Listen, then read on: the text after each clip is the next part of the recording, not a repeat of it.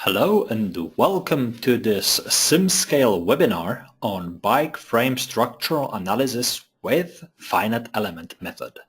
My name is Paweł Sosnowski and I will have the pleasure of being your host today. A short word of myself. I am a customer success engineer at SimScale and I've been with the company for several years now. My main field of expertise is fluid mechanics, although I have quite a lot of expertise with finite element method, and among the things that I really like doing is, making numerical simulations, 3D printing, and develop some software. All right, if you would like to contact me directly to talk about your simulation needs, here's my email. I'll be very happy to get in touch. Without further ado, let's move on to talk a little bit about things we are going to discuss today. We'll start with the description of the analysis problem that we would like to address today. We'll have a live demonstration of SimScale platform to showcase how to perform such analysis online using the tool. We'll have a short summary of the results that we obtained throughout the simulation, and we'll close the session with a Q&A. I will try to answer your questions as we go. If the questions are rather short and directly influencing the topic, that I would miss something. But at the same time, I would highly encourage you to hold the longer questions till the end so that we can all have everything in one place, organized and set. Okay, with that said, let's talk about today's topic. That is the frame structure analysis. How to make an analysis of a frame itself, how to identify potential design optimizations, and what to do with it, what to analyze, how to approach the design process itself. Note that we will be working on a conceptual idea. I know that most of you here have a lot of experience with bikes and bike frames. Please take these examples with a little grain of salt. We are trying to show the methodology, and I'm sure that with applying it to your complex bike models, you will be able to analyze your designs, take engineering decisions, and improve the designs themselves, ensuring that you're performing best and you're having, an optimal design. In this particular case, we took a very classical bike frame based on a triangular shape with some extended rear wheel structure, and during the design process or with the invention of the designer, he decided to lower the forks and have a modified structure which holds the rear wheel. We will try to investigate three possible scenarios for stressing this structure. The first one will mimic the braking conditions during the ride. Next, we'll encounter a road irregularity. And finally, we'll make a frontal load test to ensure that the frame itself is structurally intact. The material that we'll be using for this particular frame will be steel, although we could easily switch it to anything else, aluminum or other materials, which I will show during the live presentation. As you've already seen in the previous slide, we have two variants, design A and design B. Do not laugh, but this is, let's say, the structural modification that was designed for any fashionable reason. And the first thing that you need to do whenever working with the tool, after preparing your CAD model in a third-party software, you upload it to SimScale platform and the work on the simulation begins. This step, the meshing, is already prepared online, and actually all the next steps will be done through your web browser. What is meshing? I like to think of it as representing the geometry that we had in the CAD in a three-dimensional space in a discrete way, in a similar way that you do when you take a painting and you put it into your computer. You change it into little pixels.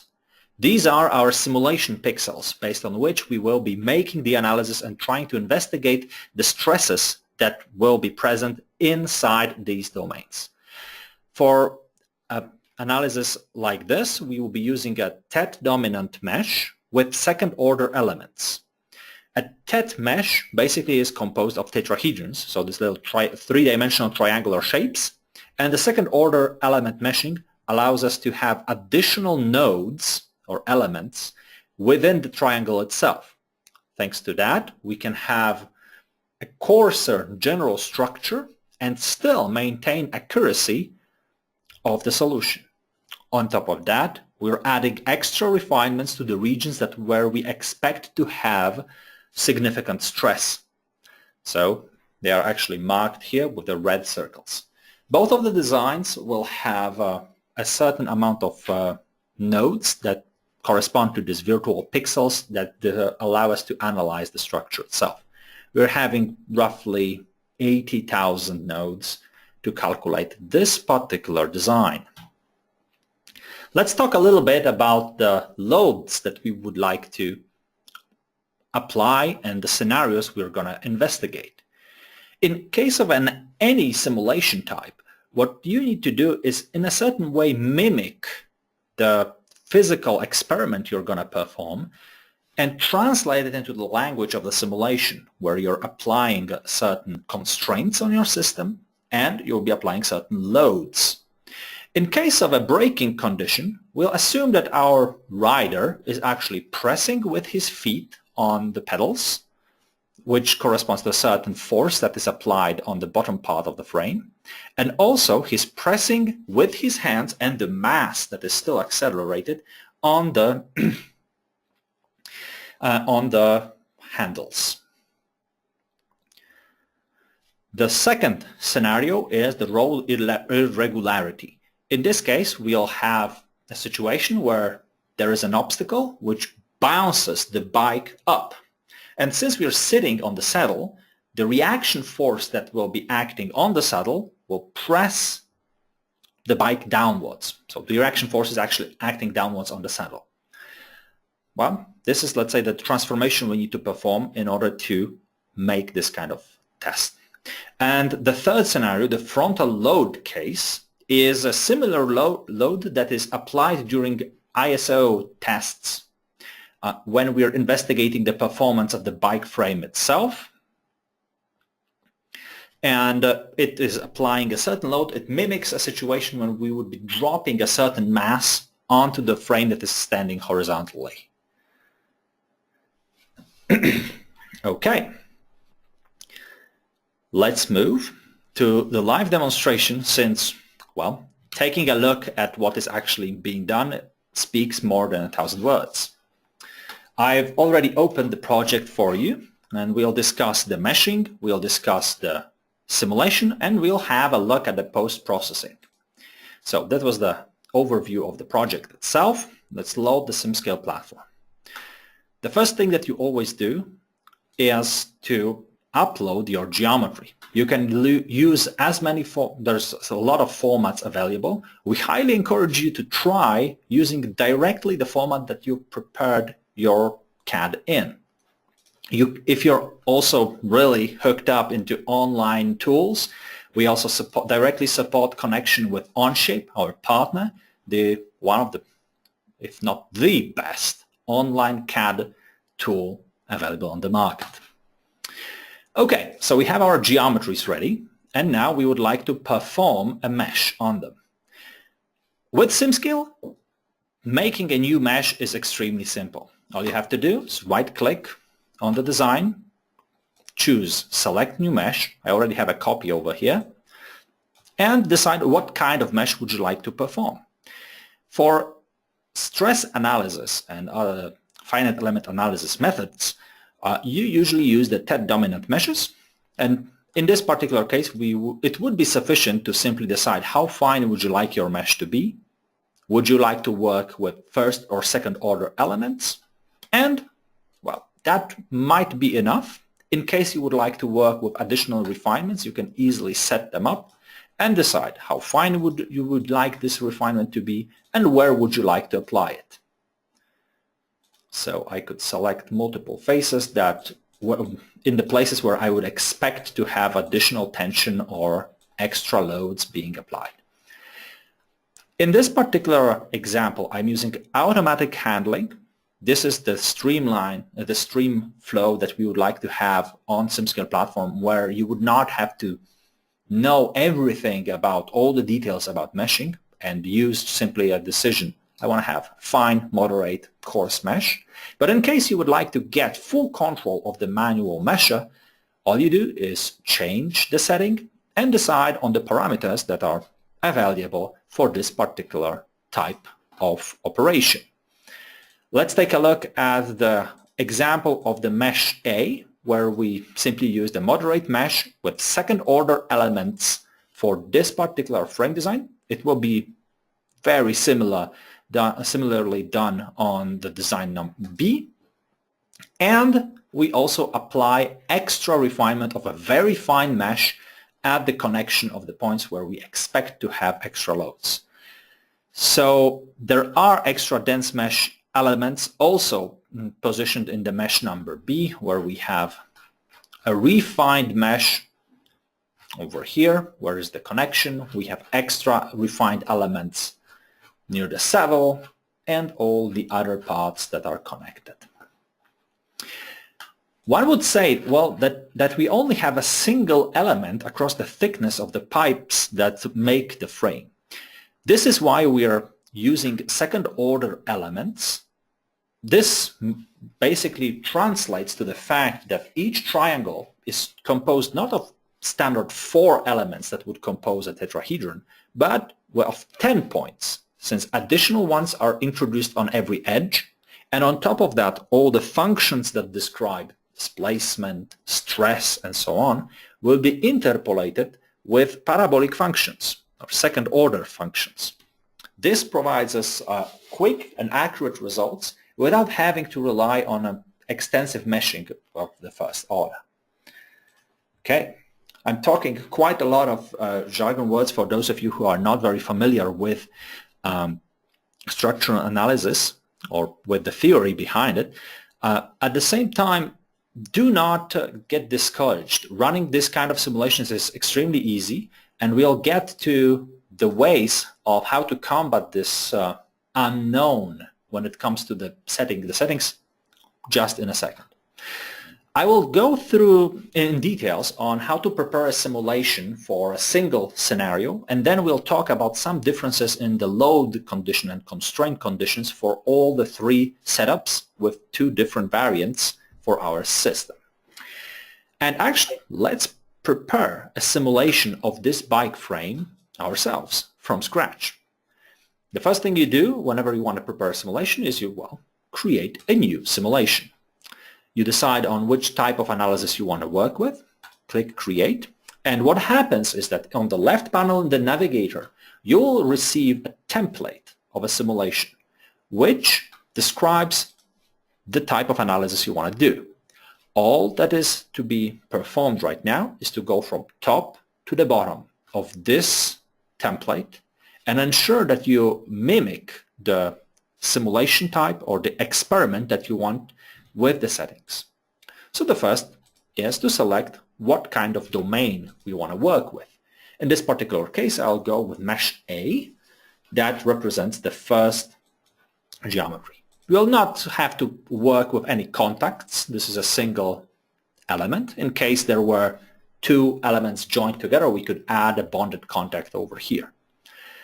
When it comes to adding gravitational load, for this particular example, I will not use any gravitational load. The effects of gravity on the whole body would be minimal, and we do not need to worry about them. A very important thing is to select the material that we want to work with. You can either provide your own information, such as Young's modulus and Poisson ratio plus density, to describe the actual behavior. This is actually a linear material. We have also possibility of working with nonlinear materials for nonlinear simulations. Or you can also use this limited but pretty useful library of materials available on the platform for you to have a reference point. So let's use steel and let's apply the steel to the whole element. Next thing that we need to do is define the boundary conditions. Where do we constrain and how do we constrain our domain? For the simple example that I'm preparing here, I'll first use a fixed support and I'll completely block the motion of the frame on these two surfaces, as this will be a fix. And I will apply a load. Let's say that there will be some kind of a load on this particular face acting in the Z direction with, say, 100 kilos, which corresponds to a roughly 1,000 newtons. Okay. We set the actual load. Let's put it force. The one thing that I always like to do is rename the simulations or rename the boundary conditions, not to miss or get confused with the settings. We move forward. The next setting is the numerics. This is where most people get a little scared, since, well, you would need to know quite a lot to understand what kind of equation solver would you like to work with, which one is optimal, which one will give you faster results.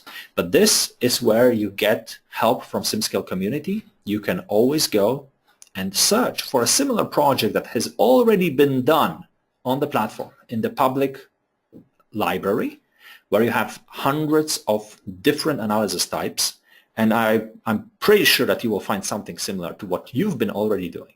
All you have to do is view this project, check the simulation setup for numerics, meshing, or other settings that interest you, and copy them or mimic them in your own simulation in order to get an optimal performance. So in this case, I actually remember the settings for the number of computing cores and how many of the parallel cores should be working. So let's change that. This is another thing. All your simulations are running in the cloud. After I prepare a run and I start it to calculate, let's do it right now. I can switch off my computer, go away, travel to Alaska, switch it back on, get internet access, and start working as soon as it finishes calculating. You'll get the results online. Nothing is stored on your machine. This is all going in your web browser. This is, in a way, an interface to what is being calculated. Okay, so let's have a particular look at the designs that we had.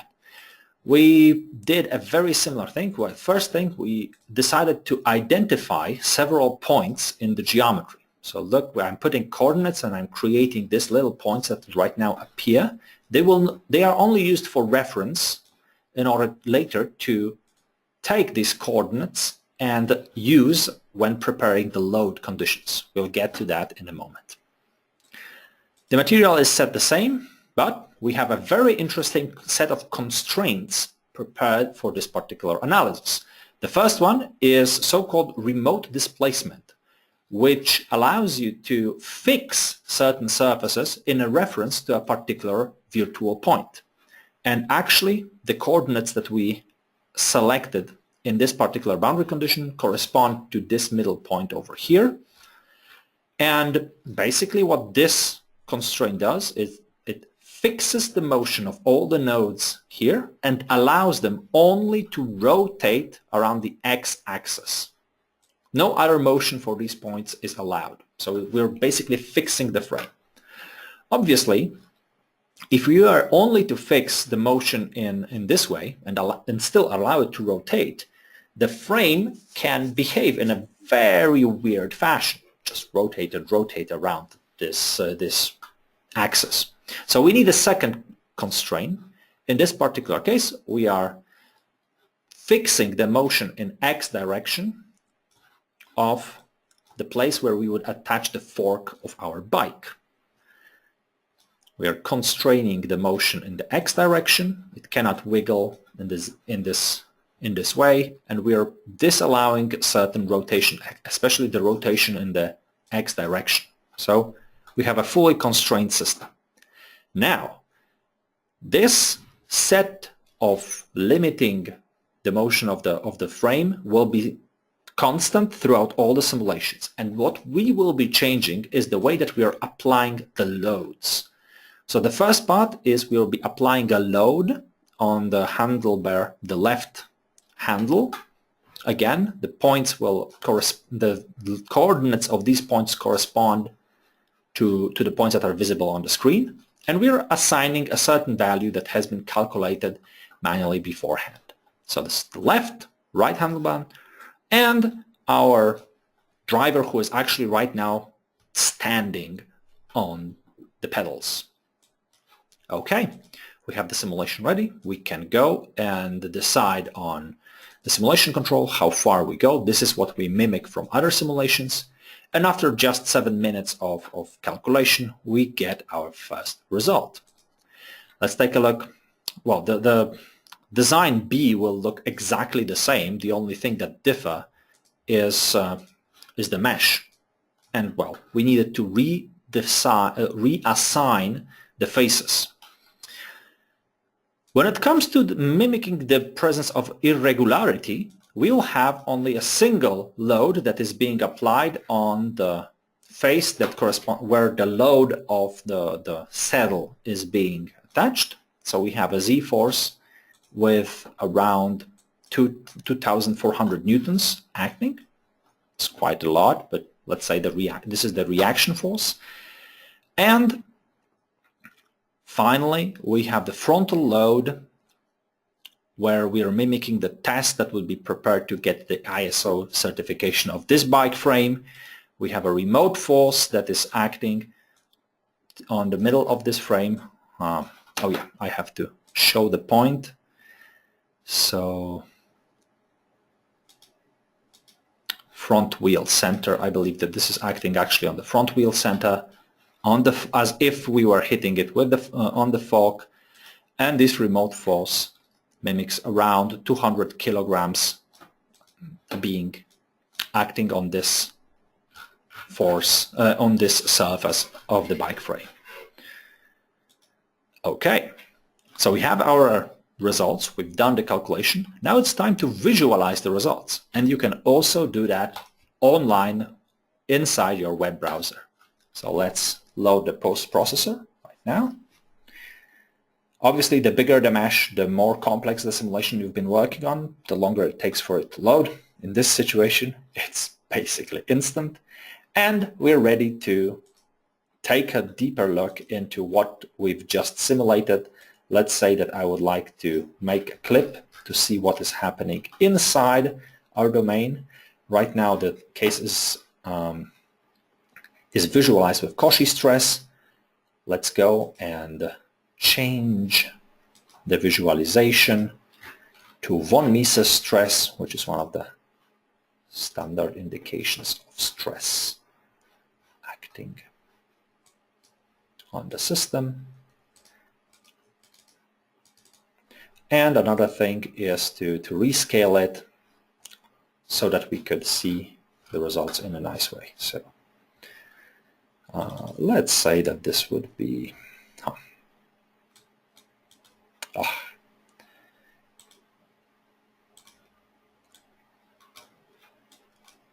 so we could rescale it and start looking for the particular places where we have the biggest loads acting.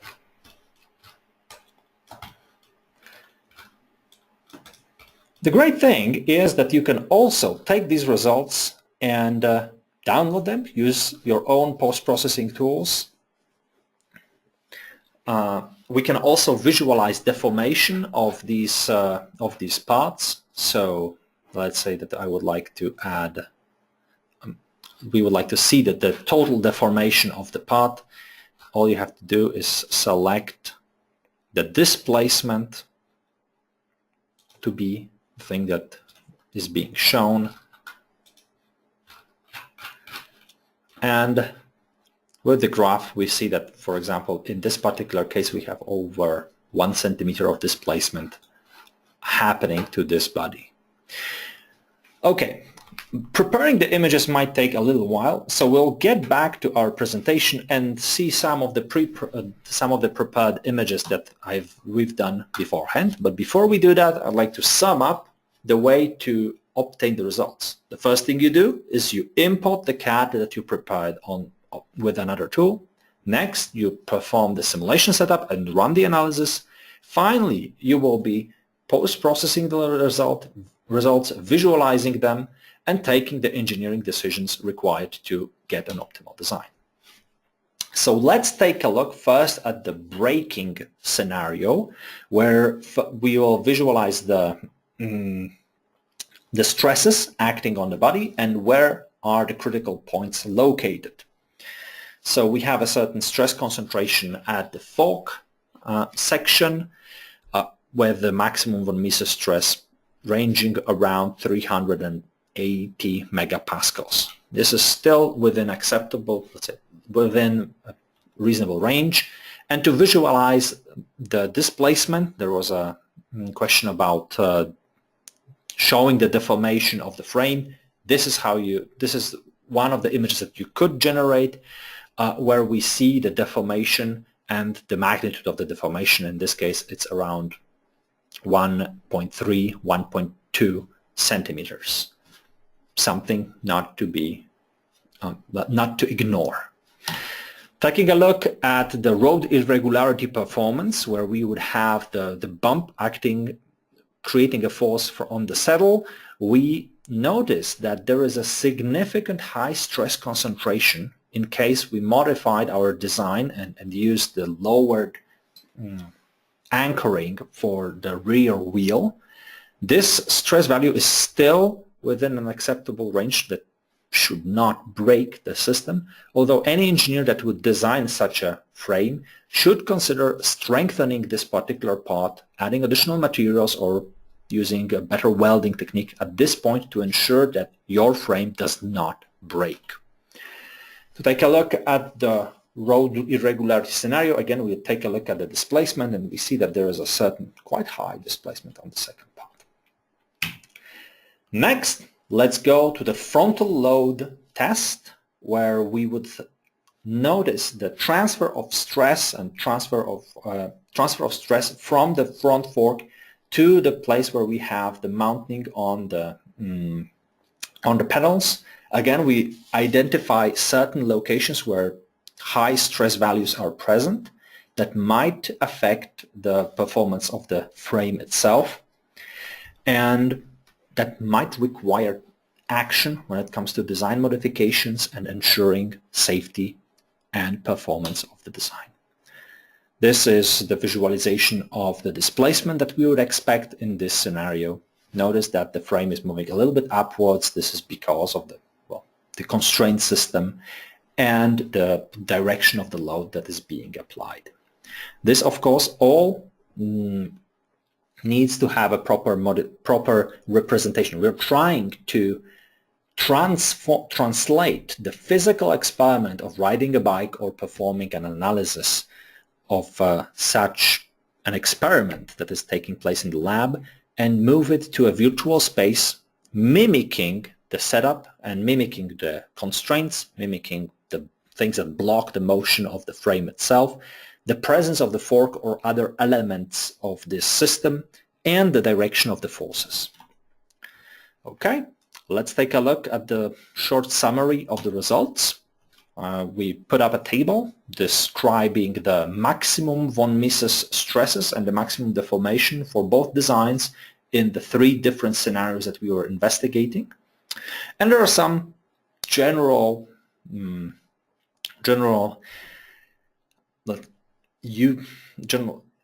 summary results that, excuse me, yes, we have some information that we can derive from this table. Like, for example, that although the maximum yield point of steel has not been breached in any of these cases, we still might require to strengthen up the design in order to ensure that, well, things do not break. Or, for example, I would put up additional 10 kilos and ride this bike, breaking it in the process, which actually might be the case in the coming weeks or months. Overall, the other thing to note is that these things, both frames performed relatively similar when it comes to the deformation. If we were to compare the performance on the graph, we see that there is a significant downfall when it comes to performance of the road irregularity test for the second design. And in case of the frontal load and braking tests, well, there are small differences, although they would not pose a significant, they would not be significantly influential when it comes to making the design decisions. Okay, that would sum up the short presentation on how to analyze your bike frame using SimScale.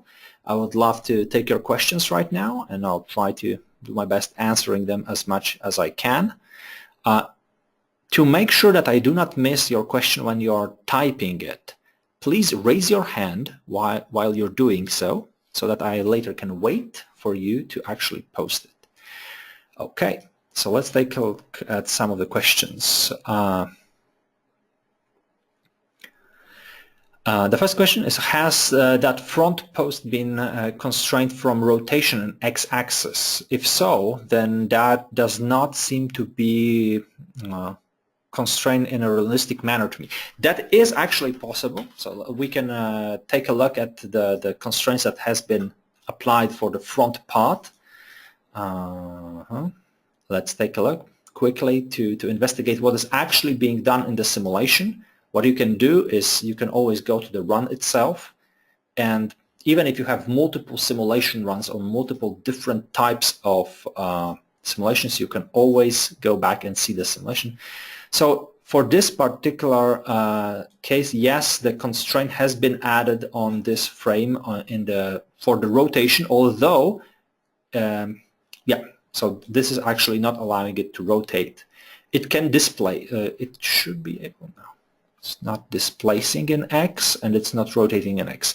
So yes, this that is true. I mean, I agree that this might not be a super realistic representation. What we are trying to do here right now is show you the methodology of how to apply this, and then you can investigate the ways that you would consider to be most realistic and the best mimicking to the experience, or let's say the type of tests that you would like to do. And just to follow up on the topic of repeating simulations or taking a look at what has been done earlier, if you would like to see a different load, or you would like to run multiple simulations at the same time, let's say that I would like to change this particular setting and allow rotation in the X direction, I can simply change the setting, create a new run, and click start. Oh, there is like a small warning right now, but that's a thing. Yeah, that's okay. We could start running it. I'll just not to waste computational time, we'll just keep it as it is. Then I could add another constraint and decide, for example, that I want to have a fixed support. For some reason, our rear wheel got stuck in some place. So I can assign it, create another run, and both of them can run on the same time.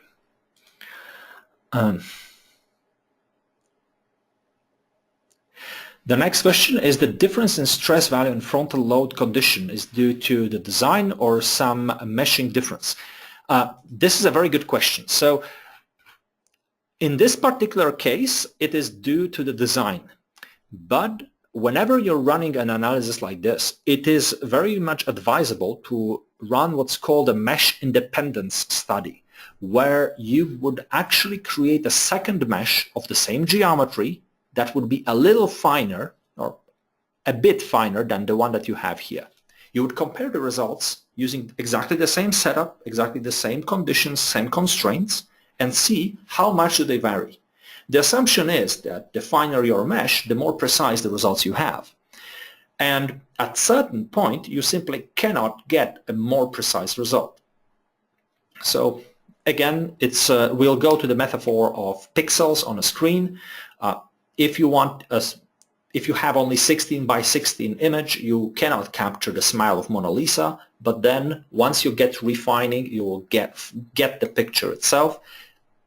Still, there is a limit where adding more pixels will not improve the quality of the image. So we're trying to find this sweet spot of the size of the mesh, because the bigger the mesh, the longer the calculation, and to find the spot where we are actually getting precise enough results.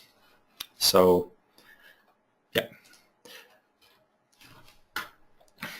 I think that I removed the one question, so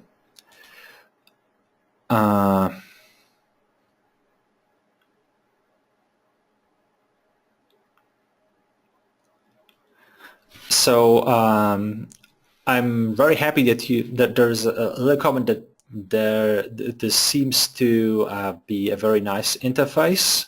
How to make a basic start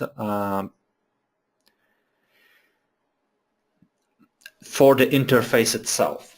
So it's pretty hard to showcase all the settings or how to run the things, but at the same time, the way that I learned using the platform itself, coming from a very much different background I was working with terminals, was simply start by doing things.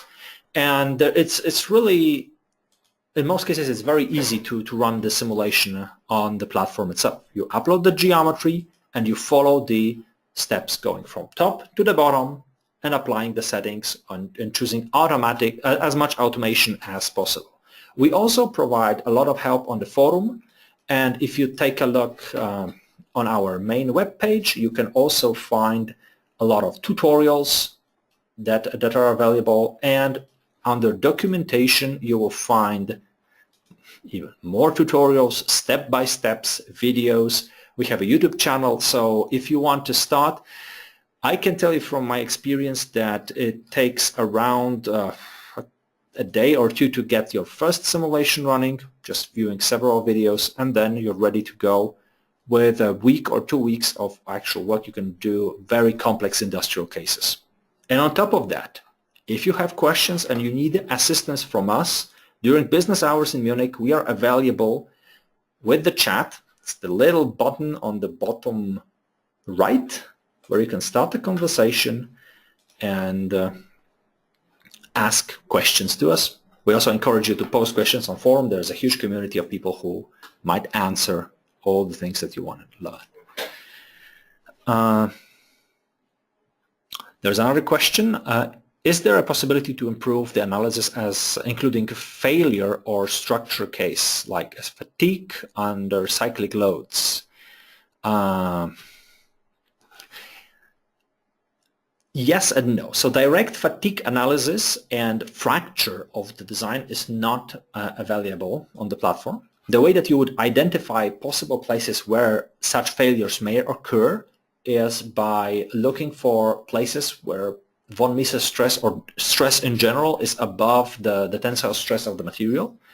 When it comes to fatigue analysis, well, this would require a dynamic analysis. You can create such analysis or harmonic analysis that can also identify eigenfrequencies of your material. So there are certain ways to simulate cyclic loads and the dynamic response of a system, break tests, and so on. This is very much supported. Why have we used a displacement support for the parts? Well, this way we wanted to, this is the way to, for example, in order to restrain the motion of these particular two faces and allow them only to rotate, it has to be with a remote displacement. If you would use a direct constraint like a fixed support or any other constraint, it would not allow fixing the rotation. So that's why we were mostly using the remote displacement, and on top of that we wanted to mimic the presence of remaining elements of the bike which are not represented here in order to simplify the analysis itself. The next question, is it possible to influence the mesh by the user in important areas? Yes, this can be done. You can do it by applying mesh refinements to particular areas that you find interesting for you. In case of a tetrahedral mesher, you would need to create a surface objects that need to be refined, but let's say that I would like to have a finer mesh on these particular surfaces. All I have to do is add a refinement, select the faces, and decide how fine would I like the mesh to be. If I want to go with an automatic way, I can say I want to have a very fine mesh over here, And this way I can improve the mesh quality overall in this particular section. And you can have multiple refinement types. So you can have even finer mesh inside. You can play with manual settings to get the quality of the discretization that you're interested in. There is another question that lately I've been doing CFD mesh independent studies, and I have become to realize that the finer meshes are not always expected to provide more accurate results. As I already said, and during this short Mona Lisa example, once you reach the quality of the result that actually represents the solution, adding additional elements will not improve your analysis. Well, you cannot be more right than 100%, or let's say 99%. It might be a very small fraction. So there is a limit. Very coarse mesh will give you bad results, and then gradually you will be approaching the proper solution, and adding more elements will not improve it. At the same time, if you're very much far off, adding elements will actually be a benefit and show you the good results. Okay. The next, for the analysis of an assembly, how should we apply the contacts for structure analysis? This is a very good question, and actually the answer could be found in one of the example simulations where we have multiple elements that interact with each other or are bonded, that have contacts within them, and so on. So I encourage you to take a look at a simulation like this, find it, and then you can see the way that you apply contacts.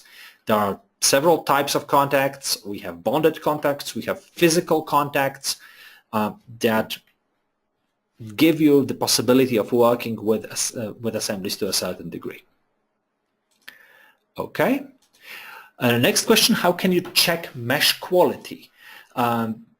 Well, first of all, once the mesh is done, the automatic mesh quality checks are being performed, and some information can be found in the meshing logs. So there are information about the aspect ratio, the scale, the Jacobians of your mesh. This is one of the ways to actually do that. When it comes to the overall element sizing, you can check the operation mesh event log, and for analysis of the mesh quality itself, you would need to use the classic post-processor. This has not been yet integrated directly into the new post-processor. We're intending to do it pretty soon. In order to access the classical post-processor, you need to right-click on the solution field and choose the option called Use Classic Post-Processor. You can always get back to the new post-processor in the same way. And over here, once you're here, you can add a filter that is called Mesh Quality Filter, which allows you to investigate the mesh itself. There are multiple ways of assessing the performance of the mesh. For the triangle quality, TET quality, this is actually what we are interested here. I highly encourage you to test this out and see for yourself. There's quite a lot of info available. For now, I'll just load back the new post-processor.